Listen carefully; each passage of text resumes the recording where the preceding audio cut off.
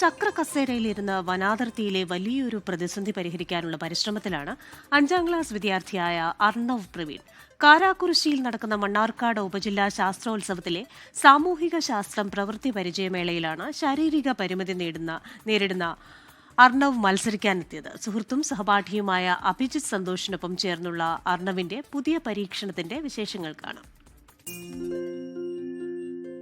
വന്യമൃഗങ്ങൾ ജനവാസ മേഖലകളിലേക്ക് എത്തുമ്പോൾ പ്രദേശവാസികൾക്ക് ജാഗ്രതാ മുന്നറിയിപ്പ് നൽകുന്ന സംവിധാനമാണിത്.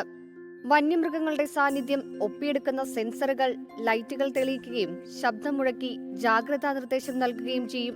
പാഠപുസ്തകത്തിലെ വിണ്ണിലെ വിസ്മയങ്ങൾ മണ്ണിലെ വിശേഷങ്ങൾ എന്ന പാഠഭാഗത്തെ ആസ്പദമാക്കിയാണ് ഇരുവരും ചേർന്ന് ഇത് തയ്യാറാക്കിയത്. കുണ്ടൂർകുന്ന് VAUPSലെ വിദ്യാർത്ഥികളാണ്.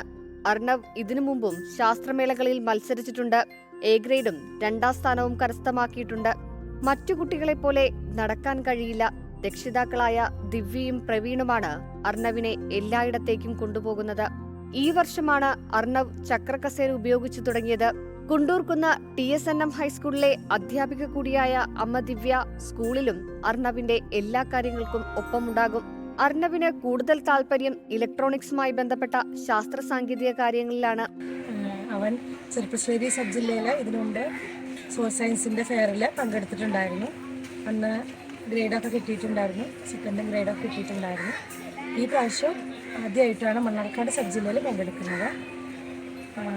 അവന് നല്ല ഇഷ്ടമാണ്, ഇങ്ങനത്തെ കാര്യങ്ങളിലൊക്കെ പങ്കെടുക്കാൻ ഒക്കെ നല്ല താല്പര്യമാണ്.